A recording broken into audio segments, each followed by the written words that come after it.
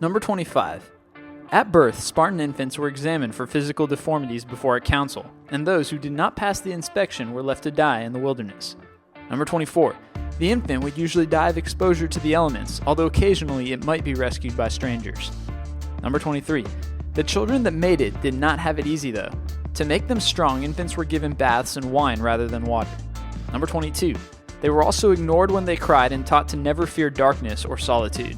Number 21. At age 7, Spartan boys were taken from their parents' home and began the Agog, a state-sponsored program meant to turn them into fearless fighting machines and responsible citizens. Number 20.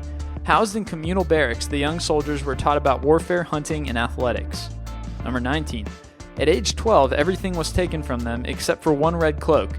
They were then forced to sleep outside in the cold. Number 18. Food was intentionally kept scarce and the boys were even encouraged to steal. Number 17. If they were caught, however, they were flogged severely. Number 16. Just as all Spartan men were expected to be skilled soldiers, all Spartan women were expected to give birth to Spartan men that would eventually be those skilled soldiers. Number 15. Therefore, just as the boys went through training in military tactics and fighting, girls went through their own training regimen of athletics and mental preparation to make them strong for motherhood. As it was said, only Spartan women could give birth to Spartan men. Number 14. Unlike the boys, the girls were allowed to stay with their parents. Number 13.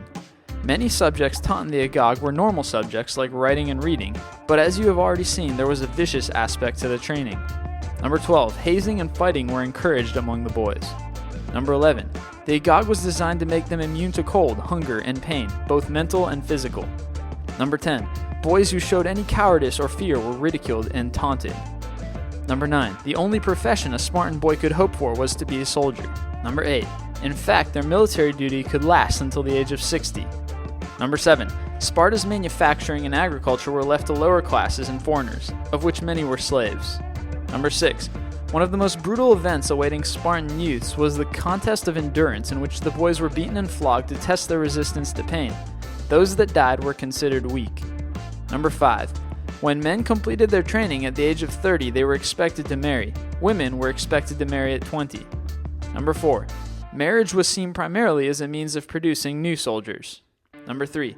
The ultimate disgrace was surrender. Number 2.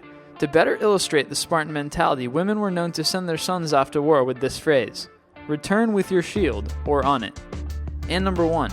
According to law, only 2 classes of people could have their names written on their tombs: women who died while giving birth and men who died in combat. If you liked the video you just saw, then consider clicking on the button at the top right to subscribe. Also, check out our other popular videos, 25 places that look like they're from another planet, and 25 facts you always thought were true but aren't. If you're still itching for more, go ahead and check out our website at list25.com for a whole bunch of cool lists.